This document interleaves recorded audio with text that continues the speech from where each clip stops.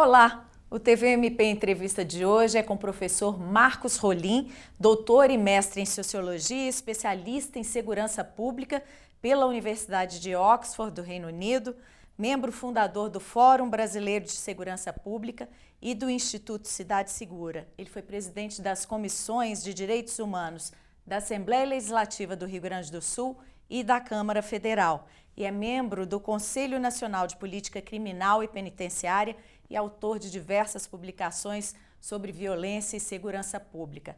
O professor foi convidado para palestrar no Congresso em comemoração aos 60 anos do Conselho de Criminologia e Política Criminal, realizado neste mês de outubro em Belo Horizonte. Muito obrigado por nos conceder essa entrevista aqui hoje. Eu agradeço o convite, é uma satisfação estar aqui conversando com você. Só uma pequena retificação, eu fui membro do Conselho Criminal de Política Penitenciária então, alguns anos atrás, mas não sou mais. Mas foi uma experiência muito importante, aprendi muito lá com os colegas membros do Conselho.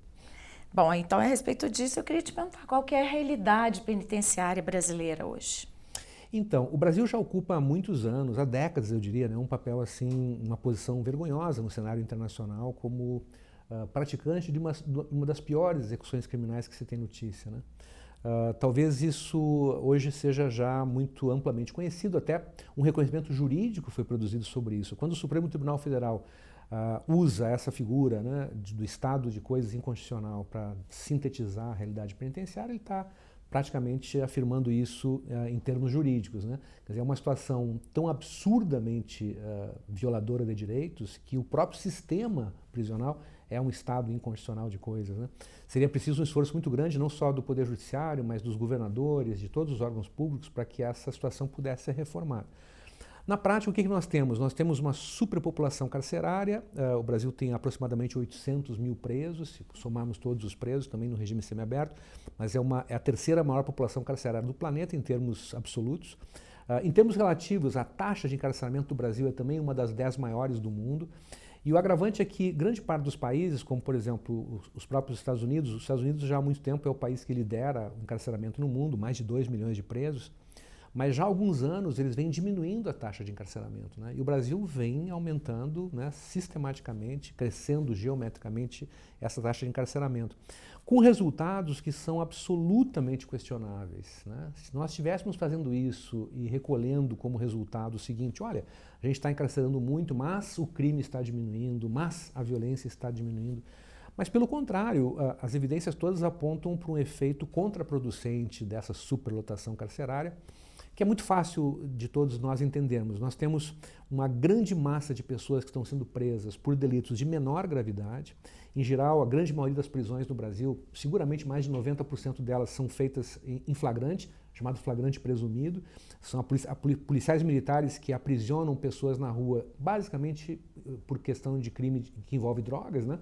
Então, jovens pobres da periferia são flagrados, né, como traficantes e são encaminhados ao sistema penitenciário. Grande parte desses jovens que vendem drogas não estão faccionados, eles se faccionam dentro dos presídios. Então nós mandamos os jovens para lá, eles são amontoados em galerias, em prisões coletivas, não mais isolados em celas, porque não há espaço para isso. E a partir dali, então, eles se organizam em facções, né? A própria distribuição dos presos dos presídios já obedece a esse critério. Se um jovem chega na prisão, a primeira pergunta que ele vai ter que responder é o seguinte: você tem bronca com alguém aqui? Tem algum problema com alguém? Não, não tem problema com ninguém. Então tu vai para a galeria tal, que é da facção X, né? E lá ele vai se faccionar. Quando sair da prisão, ele está habilitado a praticar delitos mais graves do que aquele pelo qual ele foi condenado, porque ele tem dívidas a saldar, ele tem compromissos com a própria facção. Então entrou para o crime organizado. Então esse efeito é um efeito contraprodutivo, que não produz nenhum dano ao tráfico de drogas. O modelo de negócio do tráfico de drogas permanece inalterado. Bom, se você pensar uma realidade de milhares de pessoas amontoadas em presídios, submetidas à lei da força do mais forte, né? Porque a execução penal, o Estado não entra nessas galerias, a não ser com a polícia de choque, né? Então esses presos eles estão submetidos à lei das facções, né? Então todo tipo de violência, de humilhação, o abandono na área da saúde, o abandono por parte de qualquer assistência social digna desse nome. E uma execução penal que, ao longo do tempo, ao invés de procurar recuperar as pessoas e oferecer a elas a chance de reintegração social, pelo contrário, estigmatiza, né? Então, no Brasil, nós produzimos muito esse estigma social sobre o egresso do sistema penitenciário. O sujeito sai da prisão, cumpriu o que devia e vai procurar emprego. Assim que se sabe que ele é um ex-prisioneiro, né, que cumpriu pena de prisão ou que tem antecedentes criminais, às vezes nem precisa passar pela prisão para ter esse estigma, as portas se fecham, né, porque ele não tem, então, condição de trabalhar. É como se nós empurrássemos ele de novo para estratégias ilegais. Né? E qual que deveria ser a mudança? Há necessidade de uma mudança, por exemplo, na política criminal? Total, total. A grande questão é essa, nós precisaríamos reservar as prisões para aquelas pessoas que são uma ameaça à vida dos demais. Né? No caso do Brasil, como a gente tem assim, um fenômeno muito grave de corrupção, eu pessoalmente acho que é uma exceção essa regra, que seria também mandar corruptos para a cadeia. Acho que seria muito importante. Mas, fora essa situação de pessoas que oferecem risco aos demais, nós temos muitas outras formas de responsabilização dessas pessoas que não envolvem a pena de prisão necessariamente. Né? E nós estamos fazendo no Brasil uma coisa oposta a isso. Se a gente pegar hoje na massa carcerária, a gente vai ver que o número de presos condenados por homicídio é muito pequeno em comparação, por exemplo, com crimes de droga. Né? Então, no meu estado, no Rio Grande do Sul, nós temos 1,5% dos presos, é uma coisa absurda, cumprem pena por homicídio. Né? Então, casos de homicídio, casos de crime sexual, crime gravíssimo, né? Caso de estupro, por exemplo, são muito poucos as pessoas condenadas por estupro. Porque tanto no caso do crime sexual como no caso de homicídio, é preciso uma prova robusta, é preciso uma qualidade de prova que a polícia muitas vezes não consegue produzir. Até porque está envolvido também na guerra contra as drogas. Né? Então não dá conta dessa demanda, não há produção técnica de uma prova muitas vezes qualificada que possa levar à condenação. Então nós temos uma grande impunidade para homicidas e para estupradores no Brasil. E seguimos encarcerando pequenos traficantes, esse varejo do tráfico, que é formado pela exclusão social, pela miséria, enfim, né, nas periferias das nossas cidades. Qual que é a importância de se trabalhar com políticas públicas com base em evidências? Olha, ela é central assim, para tudo que a gente queira produzir, né, em termos de eficiência, né, de resultados. Eu não posso pegar o dinheiro público, o dinheiro nosso dos impostos, que vai financiar uma política que agrava a situação que nós estamos tentando superar. Né? E quando eu não avalio os resultados, quando eu não lido com evidências, eu acabo fazendo isso. Né? No Brasil é muito comum que as pessoas sustentem políticas públicas com base em ideologias, com base em narrativas, com base no dogma jurídico. Né? Então não está de fato preocupado em medir resultado. O que eu estou produzindo fazendo isso ou aquilo? Né?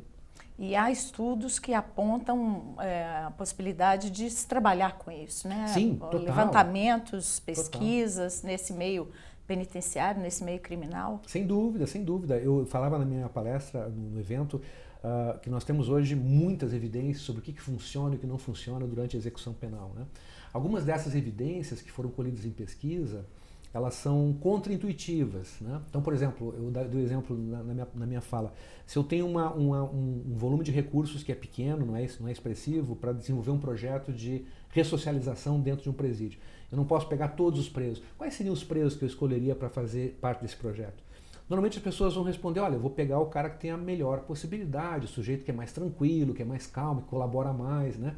Esse cara eu vou trazer. A resposta é errada. Projetos de ressocialização, eles têm muito mais impacto com os piores, com aqueles que são os considerados mais graves. Esses, quando são atraídos por um projeto, respondem muito melhor, então o impacto sobre eles é muito forte. Pelo contrário, quando eu pego um preso de bom comportamento, né, que muitas vezes nem precisava estar preso, e trago ele para o processo de ressocialização, eu vou aproximá-lo de outros presos, a tendência dele é piorar.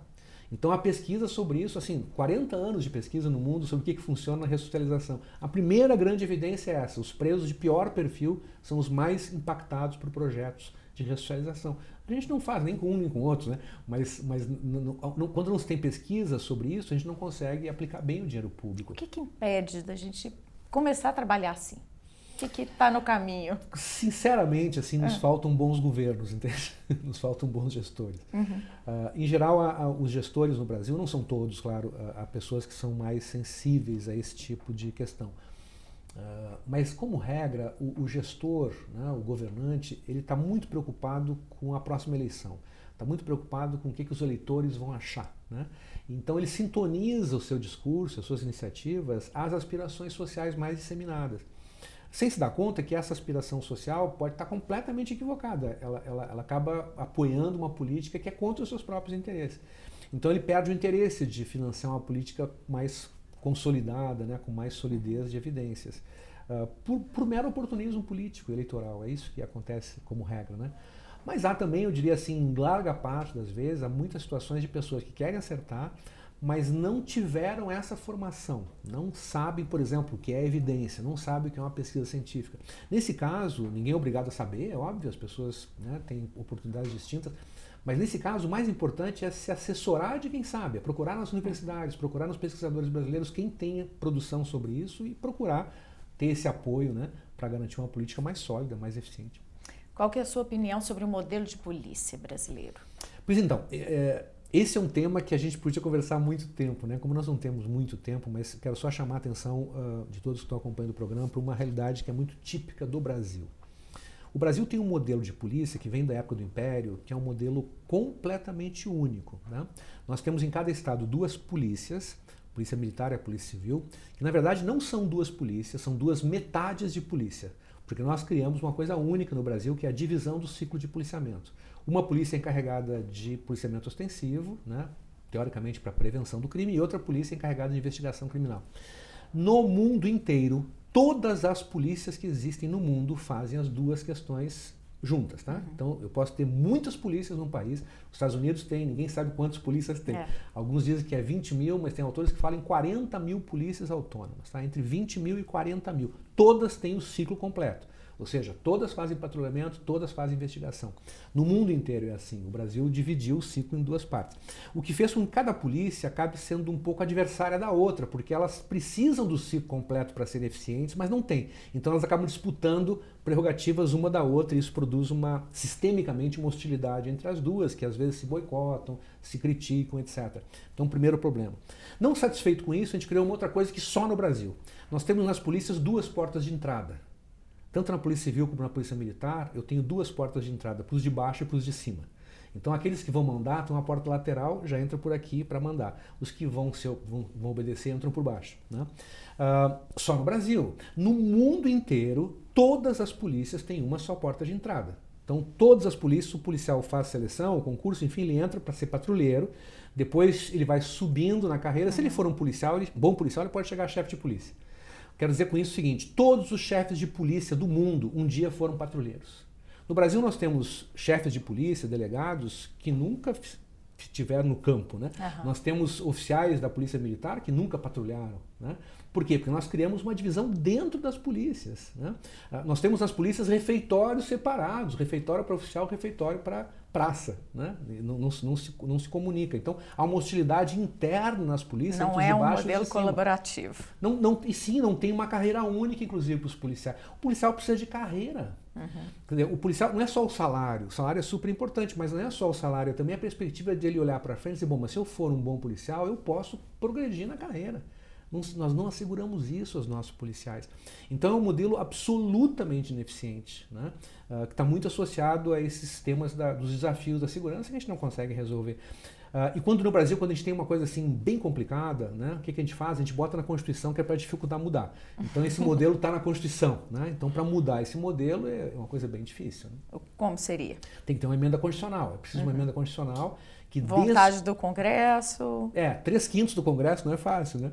Especialmente um Congresso que é muito, digamos assim, influenciado pelas demandas das corporações policiais. Quando eu falo corporações policiais, eu estou falando das elites das polícias, né? Porque os de baixo gostariam muito de mudar esse modelo. A gente tem várias pesquisas no Brasil que mostram isso. Os policiais da base querem a mudança do modelo. Eles não estão satisfeitos. Nem na Polícia Civil, nem na Polícia Militar. Eles percebem que não funciona. Mas não são eles que falam pelas polícias. Quem fala é a elite das polícias e essa está muito satisfeita com o modelo.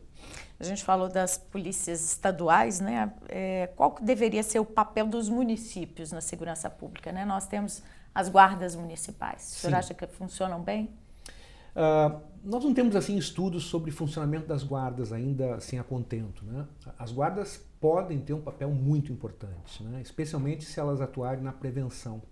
Um dos problemas que a gente está vendo no Brasil é que em alguns municípios, é muito comum isso, não sei aqui em Minas, né, mas no meu estado é muito comum a gente ver frequentemente isso. As guardas acabam se construindo um pouco espelhadas nas polícias militares. Então, em geral, o gestor da guarda é um oficial aposentado, é alguém que vem da corporação, né, que tem uma cultura militar, enfim.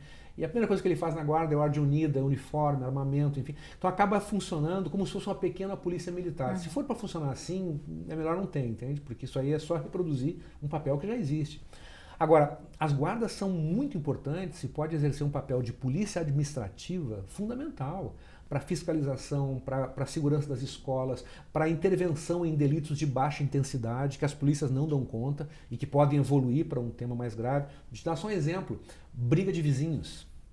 Se você tem um vizinho que ouve música até as 4 da manhã e a pessoa não consegue dormir, né? Essa pessoa reclama para quem? Se ligar para a polícia diz, olha, não tem como atender essa ocorrência. Mas por que a guarda municipal não pode atender? Vai lá, pede para baixar o som, faz autuação, multa, né? Então, esse tipo de polícia administrativa ela é muito importante. Mas os municípios, eles têm muito além das guardas, assim, uma agenda imensa de produção de resultados de segurança na área da prevenção. Isso vai assim nas mais diferentes formas, no mobiliário urbano, no tipo de construção que se faz, na iluminação pública, né? Um conjunto de políticas de prevenção que podem ser implementadas pelos municípios e que impactam fortemente os indicadores de criminalidade. No Brasil a gente criou uma ideia errada, sobretudo errada, de que segurança pública é o mesmo que polícia. As polícias são fundamentais para a segurança pública, mas elas são uma dessas instituições importantes. A prevenção é toda uma outra área que não está a cargo da polícia, mas está a cargo de quem? Quem é que faz prevenção, né? Então os municípios podem ter esse papel e alguns deles têm conseguido resultados muito importantes. No meu estado eu ajudei muito a construção de algumas experiências de segurança pública de municípios, né? O caso de Pelotas talvez seja o caso mais conhecido, mas assim a gente conseguiu resultados, estamos conseguindo ainda, prefeita lá muito diligente, muito líder desse processo, né? Que o estado nunca tinha conseguido, o município conseguiu, né? Como? Enfim, organizando, por exemplo, uma rede de apoio entre todas as instituições, permitindo que esse diálogo envolva todo mundo. Então, todos nós temos algo a fazer na segurança pública. Os empresários podem ajudar, os sindicatos podem ajudar, as igrejas podem ajudar, o Ministério Público, Defensoria, as polícias. Quer dizer, quando a gente consegue juntar, a ideia é essa, um pacto pela paz, né? Com objetivos claros. Então, nós queremos uma política lá onde as pessoas são acompanhadas desde a gestação até o final da vida, entende? A ideia é assim, como reduzir fatores de risco com políticas públicas. Isso produz, claro, um impacto muito grande, né?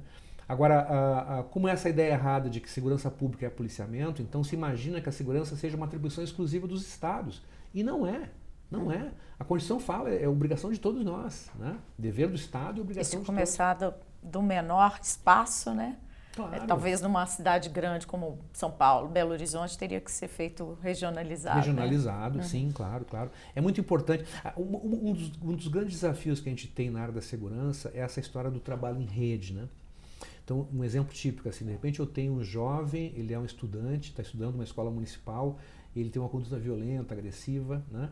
Aí ele vai ser objeto de persecução, de punição. Tá, mas se eu tenho condição de discutir o caso desse menino junto com a saúde pública, junto com a assistente social, aí eu vou descobrir que o pai do menino é alcoolista, que a mãe tem um problema X ou Y, esse trabalho no território começa a ser tratado conjuntamente. E aquela situação que eu estou enfrentando pode ser resolvida por esse olhar preventivo, né? Então essas coisas podem funcionar muito. Hoje uma das coisas que mais... E nem precisa de reformar a Constituição. Não precisa de nada. Aí é só mesmo o desafio político de constituir um mínimo de governança sobre isso nos municípios. Para finalizar, eu queria te perguntar das possibilidades que o senhor considera para a justiça restaurativa no país. Sim, essa é uma agenda também que eu acho que é muito importante. Ela está crescendo no Brasil, há um movimento muito forte no país hoje de ativistas, de pessoas que se formaram nessa área, né? Há um certo protagonismo do Poder Judiciário na formação, na capacitação dessas pessoas, que são facilitadores, né?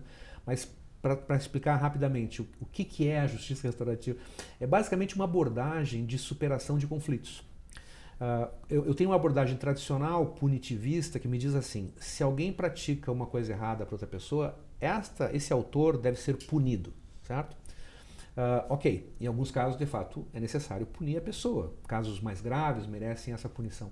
Mas há muitas circunstâncias de violência, de agressão, de humilhação, de dor, que podem ser tratadas de uma forma muito mais eficiente do que punir o agressor. Eu posso, por exemplo, juntar as partes numa reunião, num círculo, com um facilitador, enfim, e garantir que se chegue a um acordo sobre o que esse autor pode fazer para restituir aquilo que ele causou, para beneficiar esta pessoa que foi vítima, né? Para diminuir a sua dor, né? Então, há uma série de providências que podem ser alcançadas. Para as vítimas é muito mais interessante. Elas acabam tendo as suas necessidades atendidas, né? E acabam também compreendendo muitas vezes a dinâmica que levou aquela pessoa a praticar o ato, né? Então, eu tenho duas partes que podem acordar alguma coisa em favor da vítima. Na justiça restaurativa, a vítima é o centro. Ela que deve receber todas as atenções. E a ideia não é punir o agressor, mas responsabilizá-lo, de tal forma que ele faça algo em favor da vítima, né?